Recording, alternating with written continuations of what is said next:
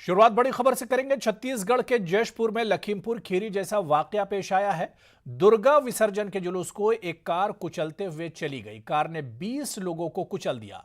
इस वाकये में 4 लोगों की मौत हो गई है। पुलिस ने 2 मुलजिमीन को हिरासत में लिया है। इस वाकये के बाद मुश्तइल हुजूम ने कार का पीछा किया और कार को आग के हवाले कर दिया। कार में काफी मिकदार में गांजा रखा हुआ था।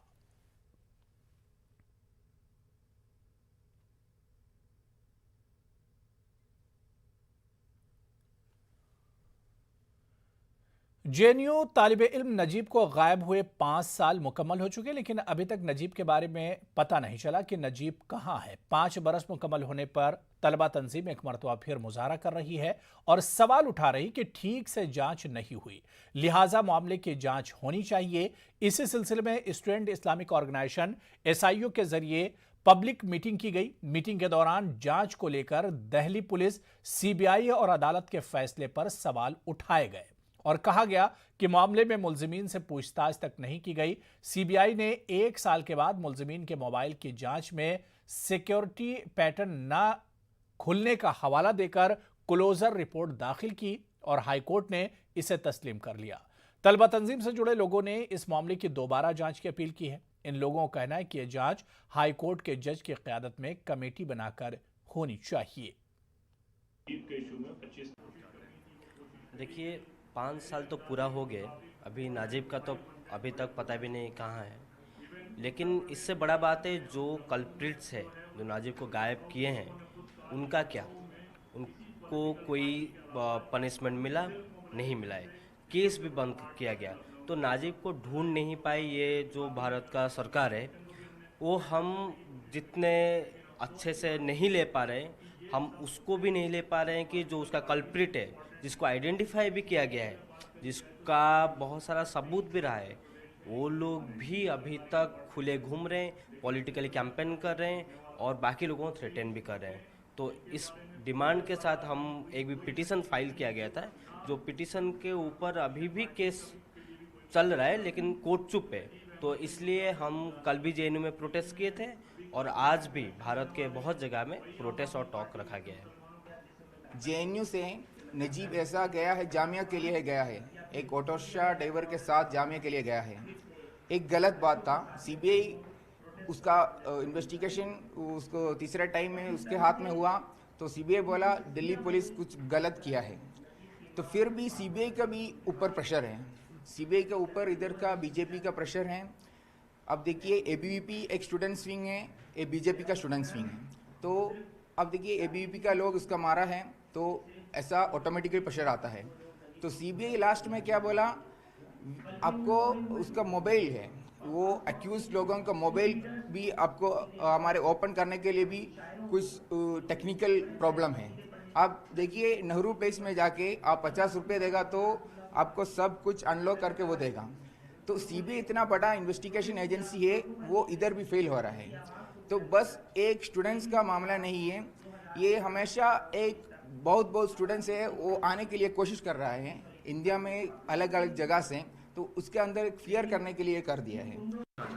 फर्दर ऑलरेडी हम लोग इस पे पिटिशन हमने फाइल करी हुई है, लेकिन ये हमारे चाहने से ज़्यादा सवाल पूरे जुडिशल सिस्टम पे है कि एक बच्चा दिल्ली की प्रेस्टिजियस यूनिवर्सिटी से गायब होता है और उसकी पहले जांच क्राइम ब्रांच दिल्ली करती है, फिर SIT करती है और फिर CBI करती है और फिर उसकी क्लोजर रिपोर्ट डालकर डस्टबिन में डाल देती है। तो ये सवाल ऑनरेबल हाई कोर्ट के ऊपर है कि वो CBI के इतने लैकलस्टर एटीट्यूड को कैसे एक्सेप्ट कर लेते हैं। ये सवाल दिल्ली पुलिस पे है कि वो 2-3 साल के अंदर कोई भी चीज़ नहीं पकड़ पाती है। ये सवाल CBI जैसी प्रेस्टिजियस एजेंसी पे है जो सब जगह सारी चीज़ें जान जाती है। 30 ग्राम आज की डेट में वो 10 ग्राम नशे के लिए सारा कुछ कर रही है, लेकिन एक बच्चा जो गायब होता है उसके।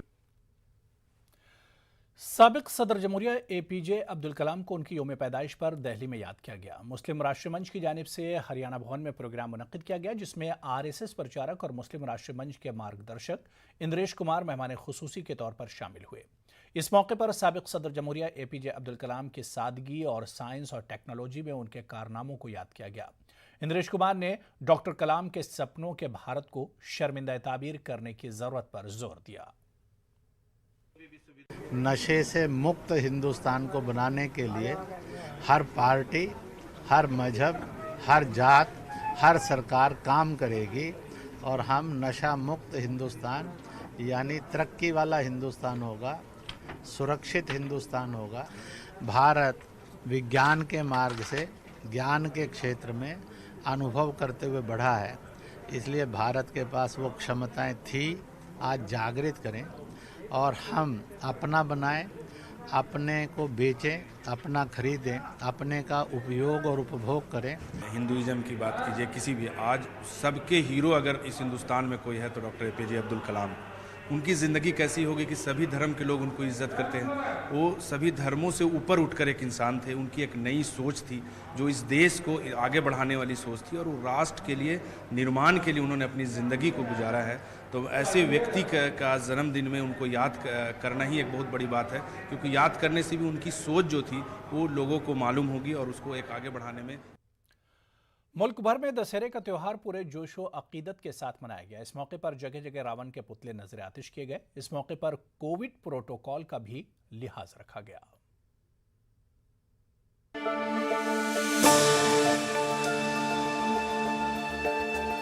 मुल्क भर में दशहरे का त्यौहार पूरे जोशो खरोश के साथ मनाया गया। इस मौके पर जगह जगह रावण के पुतले नजर आतिश किए गए। दशहरा हिंदुओं का एक अहम त्यौहार है। भगवान राम ने इसी दिन रावण को शिकस्त दी। इसे बातिल पर हक की फतेह के तौर पर मनाया जाता है। कोरोना की वजह से इस साल भी दशहरे का त्यौहार थोड़ा फीका फीका रहा। दशहरे के दिन लोग नए काम शुरू करते हैं। कदीम दौर में राजे महाराजे इसी दिन सफर के लिए रवाना होते थे। इस दिन जगह जगह मेले लगते हैं। रामलीला का इनेकाद होता है। रावण का बड़ा पुतला बनाकर उसे जलाया जाता है। दशहरा या विजयदशमी भगवान राम की फतेह के तौर पर मनाया जाए या दुर्गा पूजा के तौर पर, दोनों ही शक्लों में ये ताकत और इबादत का त्यौहार है। दशहरे का सकाफती पहलू भी है। भारत ज़राअत पर इन्हिसार करने वाला मुल्क है। जब किसान अपने खेत में सुनहरी फसल उगाता है और अनाज की शक्ल में जायदाद घर लाता है तो मसरत और उमंग की इंतहा नहीं रहती। इस खुशी के मौके पर वो पूजा का ये त्यौहार मनाता है। हिंदुस्तान के मुख्तलिफ खित्तों में ये त्यौहार मुख्तलिफ अंदाज में मनाया जाता है। महाराष्ट्र में सामाजिक फेस्टिवल के तौर पर भी मनाया जाता है। हिमाचल प्रदेश में कुल्लू का दशहरा बहुत मशहूर है। दीगर मकामात की तरह ही यहाँ भी 10 दिन या एक हफ्ते पर अब से इस त्यौहार की तैयारी शुरू हो जाती है। औरतें और मर्द सब खूबसूरत कपड़े पहने और बन सवर कर बाहर निकलते हैं। Bureau report, news 18 Urdu. हुकूमत महाराष्ट्र के महकमे अक़लियती फ़लाह के जरिए रियासत के मुख्तलिफ इलाकों में अक़लियती तलबा के लिए सरकारी हॉस्टल तामीर किए गए हैं। इन हॉस्टलों में क़याम करने वाले तलबा और तालिबात को रियासती हुकूमत ने खाने के लिए माहाना 3000 रुपये नक़द रकम फराहम करने का फैसला किया है। यह रकम डायरेक्ट तलबा के बैंक अकाउंट्स में जाएगी। हुकूमत महाराष्ट्र में अक़लियती उमूर के वज़ीर नवाब मलिक ने इस नई स्कीम को मुतारिफ करवाया। नवाब मलिक ने कहा कि बड़े शहरों में रहने वाले तलबा और तालिबात को 3500 रुपये माहाना फराहम किया जाएगा। अक़लियती उमूर डिपार्टमेंट की जानिब से महाराष्ट्र के कई ज़िलों में हॉस्टल की तामीर की गई है। पहले उस हॉस्टल में रहने वाले अक़लियती तबकों के बच्चों को 1.5 लाख तक की आमदनी की लिमिट थी और उसके बाद लोगों को पैसे भरने पड़ते थे। वो लिमिट्स हमने बढ़ाकर 8 लाख रुपया कर दी है इनकम की। साथ ही साथ एक नई स्कीम लाई है जो इन हॉस्टल्स में रहते हैं। छोटे शहरों में जो हॉस्टल हैं वहाँ पे 3000 रुपये महीने और बड़े शहरों में 3500 रुपये महीना उन बच्चों को जो रिहाइश करके तालीम हासिल करते हैं, इन हॉस्टल्स में रहते हैं, उन्हें हर माह 3000 और 3500 के हिसाब से 10 महीने का खाने के लिए उन्हें पैसे दिए जाएंगे। चलिए यहाँ पर रुकेंगे फिलहाल छोटे से ब्रेक के लिए।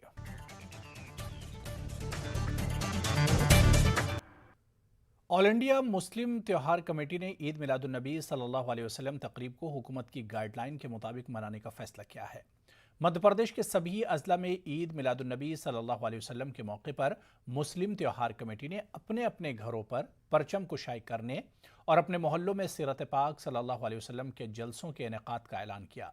राजधानी भोपाल में भी 19 अक्टूबर को सीरत पाक सल्लल्लाहु अलैहि वसल्लम के जलसे का इनेकाद रिवायती अंदाज में होगा। इस मौके पर वज़ीर आला शिवराज सिंह और मध्य प्रदेश के गवर्नर मंगूभाई पटेल को ऑल इंडिया मुस्लिम त्योहार कमेटी की जानिब से प्यारे नबी सल्लल्लाहु अलैहि वसल्लम की सीरत की किताब पेश की जाएगी। इस ताल्लुक से भोपाल एमएलए आरिफ मसूद और ऑल इंडिया मुस्लिम त्योहार कमेटी के कौमी सदर डॉक्टर औसाक शाहमीरी खुर्रम कुछ इस तरह अपने ख्यालात का इजहार करते हैं। दशहरे की बहुत बहुत बधाई। ऑल इंडिया मुस्लिम त्यौहार कमेटी के जानिब से हर वर्ष एक रिवायती जुलूस भोपाल में हुजूर पाक सल्लल्लाहु अलैहि वसल्लम की योम पैदाइश पे निकलता रहा है। कोरोना की गाइडलाइनों की वजह से 2 साल से ये जुलूस भोपाल में नहीं निकल पाया, पूरे हिंदुस्तान में नहीं निकला। कोई भी प्रोग्राम पिछली बार भी बहुत दिक्कतों से और कोरोना की वजह से नहीं हो पाया और ऑल इंडिया मुस्लिम त्यौहार कमेटी ने शासन की गाइडलाइनों का पालन करते हुए और त्यौहार कमेटी ने भी ऐलान कर दिया था उसको निरस्त किया। लेकिन क्योंकि इस वर्ष मालिक के करम से सारा माहौल ठीक ठाक है और बाकी सभी धर्मों के आयोजन बराबर हो रहे हैं, तो मैं उम्मीद करूंगा कि भोपाल में भी जिला प्रशासन ऑल इंडिया मुस्लिम त्यौहार कमेटी को इन प्रोग्रामों की अनुमति देगा। तो वहीं ईद मिलादुन्नबी सल्लल्लाहु अलैहि वसल्लम के मौके पर मध्य प्रदेश जमीयत उलमा दीनी तालीमी बोर्ड ने एक नए अंदाज में सीरत पाक सल्लल्लाहु अलैहि वसल्लम को आम करने का सिलसिला शुरू किया है।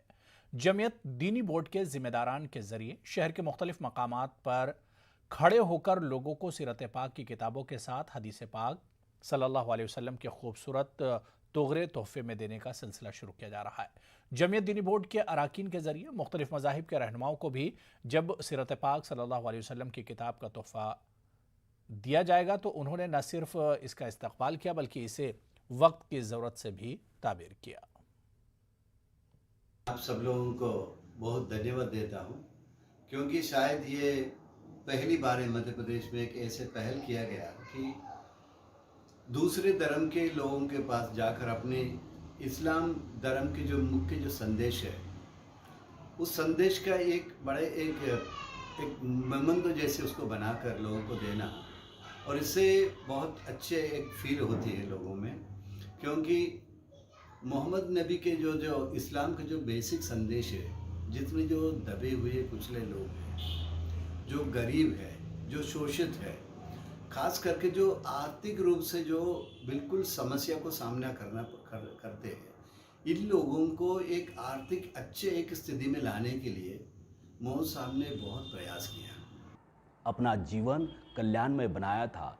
वो ऐसा दौर था जहाँ पर हर एक व्यक्ति बहुत ही अंधभक्तियों में गुजरा हुआ था और हर एक व्यक्ति अपने आप को समझ नहीं पा रहा था, परंतु पैगंबर साहब ने जब इसकी नींव रखी उसके बाद एक साधारण सी स्थिति बनती गई और उन्होंने अपनी शिक्षाओं में लोगों को जोड़ने का, लोगों को सही रास्ता दिखाने के विभिन्न प्रकार के सिद्धांत, विभिन्न प्रकार के उपदेश उन्होंने दिए और उसी पर आज संपूर्ण इस्लाम अगर कहा जाए तो वो आधारित है।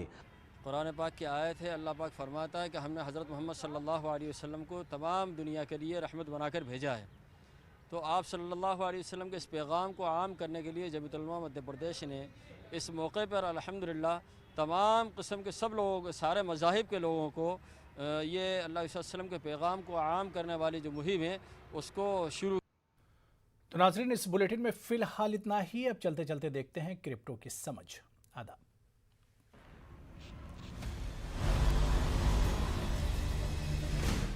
ज़ेड-पे and news 18 network present crypto की समझ।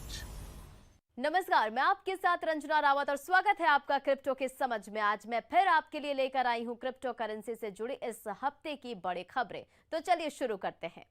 बिटकॉइन $55,000 के पार सबसे पॉपुलर क्रिप्टो करेंसी बिटकॉइन की कीमत में एक बार फिर तेजी आने लगी है। यह करेंसी 5 महीनों में अपने सबसे ऊपरी लेवल पर ट्रेड कर रहा है। बिटकॉइन का मार्केट कैपिटलाइजेशन $1.03 ट्रिलियन है। वहीं एथर का मार्केट कैपिटलाइजेशन $422 अरब तक पहुंच गया है।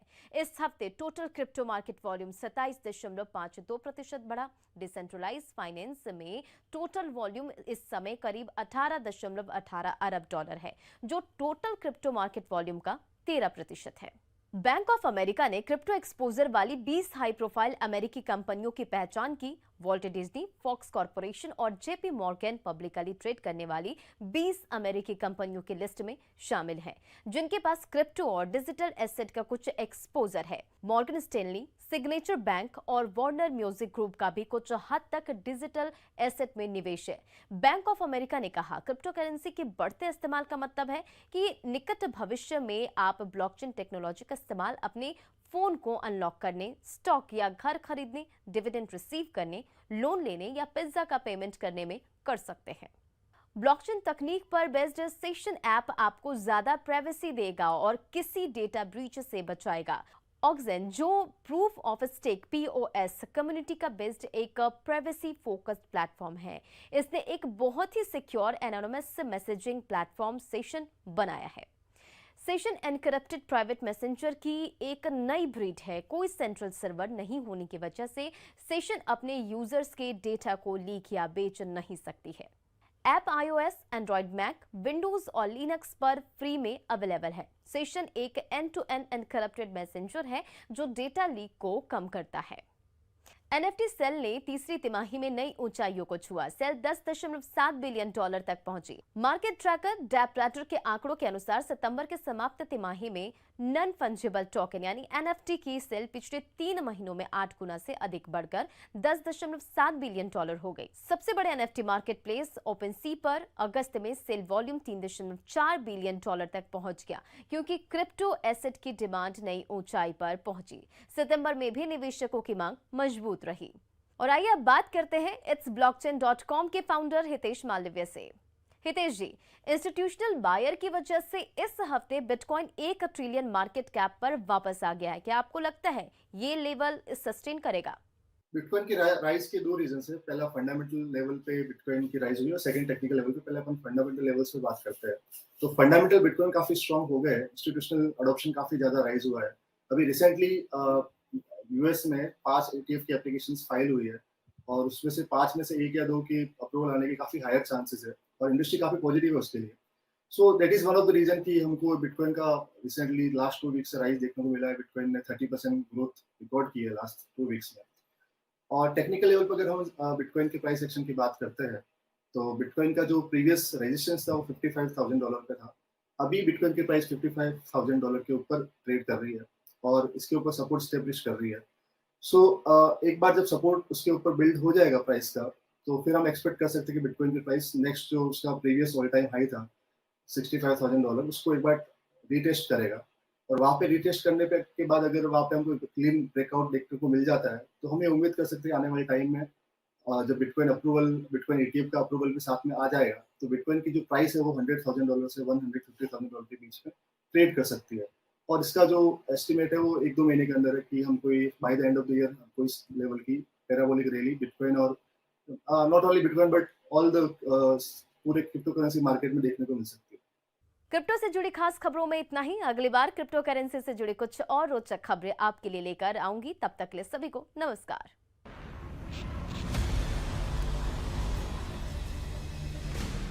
Z and news 18 network present crypto की समझ।